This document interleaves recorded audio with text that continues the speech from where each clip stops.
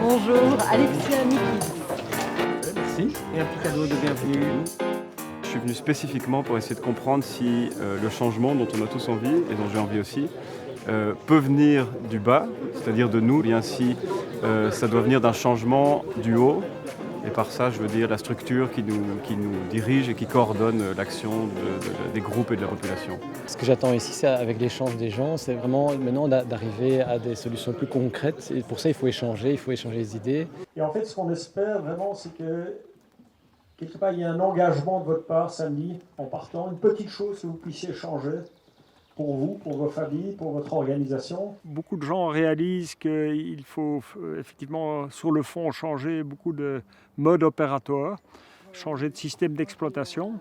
Et souvent, la question qui se pose, c'est de savoir comment. Il en faudrait très peu pour basculer dans une pente irréversible où je crains malheureusement que les conséquences soient des répliques de tragédies du XXe siècle, encore à une autre échelle.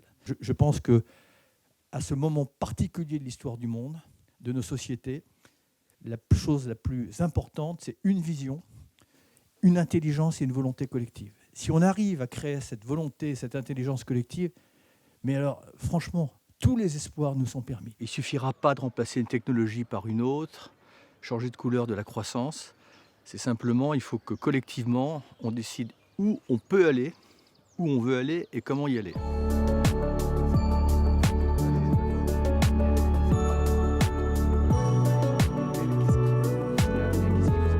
En fait, il y a tous ces gens intéressants qui viennent dans le fin fond de la forêt pour réfléchir. Je me suis dit, il y a quelque chose de nouveau qui est en train de naître. Il y a des gens qui ont envie de venir s'inspirer ici, dans la nature, dans la forêt. Et ça m'a fait sourire, en fait. Je me suis dit, génial, il faut y aller, il faut aller sentir ça. Moi, ce que j'aime quand je rencontre des chefs d'entreprise, c'est surtout leur motivation. Ce sont des êtres humains qui ont des sentiments, des émotions, et qui voient une incohérence entre cette partie du cœur qu'ils ont et puis cette partie ultra rationnelle de leur métier dans lequel on est essentiellement dans une course de profit. Les différentes personnes qui sont dans cette transformation du regard et des modes de vie peuvent se relier entre eux. Et c'est là qu'on voit une inflexion forte, c'est qu'on voit qu'il y a des réseaux qui se développent. Au quotidien, on se sent un peu seul. Et donc ici, on se retrouve fatalement avec des gens motivés. Hein. Donc je cherchais de la compagnie en fait.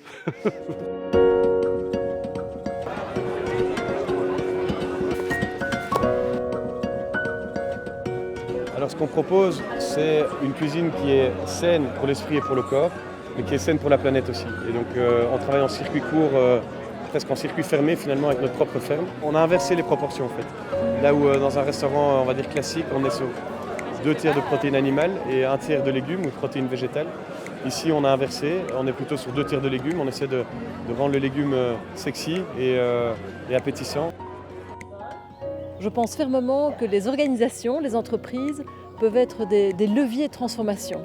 Et quand un leader est plus résilient, plus connecté à lui-même, quand il est plus conscient de toutes les ressources qu'il peut mobiliser, le corps, le cœur, le mental et l'esprit, eh bien il est bien mieux équipé pour porter son message et impacter positivement l'ensemble de ses équipes, accélérer ainsi la transformation. La position que vous occupez, vous prononcez des mots qui ne sont pas habituels dans cette position-là, vous menez une révolution. Si on doit tous écrire sur notre feuille, la croissance infinie dans un monde fini est-elle possible indéfiniment? Ça fait 50 ans que tout le monde nous répète ça. La réponse est non, c'est pas possible. Pascal Canfin a dit « Si la planète était une entreprise, elle serait en faillite ». Le risque avec le genre de participants ici, c'est de partir un petit peu entre nous dans une grande utopie.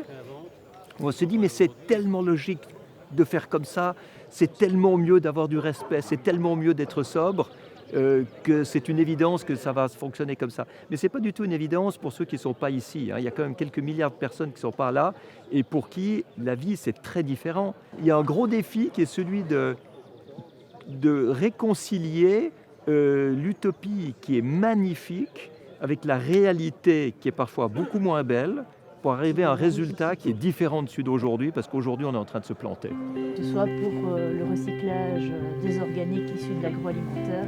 Est-ce que tu peux gérer la boîte avec une vraie croissance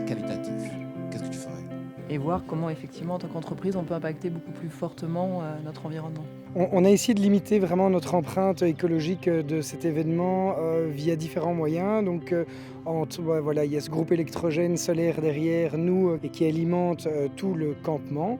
On a des savons qui sont bio, naturels, qui peuvent aller dans le sol et qui servent de shampoing et de savon.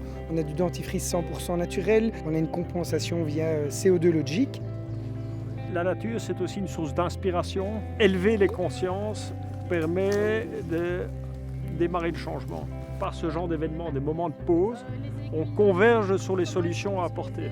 Le changement, il vient par un désir de changement. Il y a une phrase de Che Guevara, je pense, qui dit « Seul le désir est révolutionnaire ».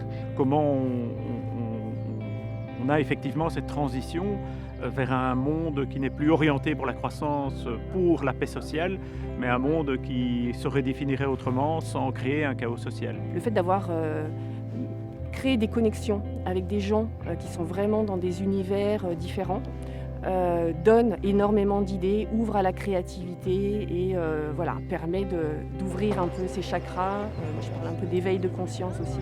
Et ce avec quoi je repars, c'est envie de partager ça finalement.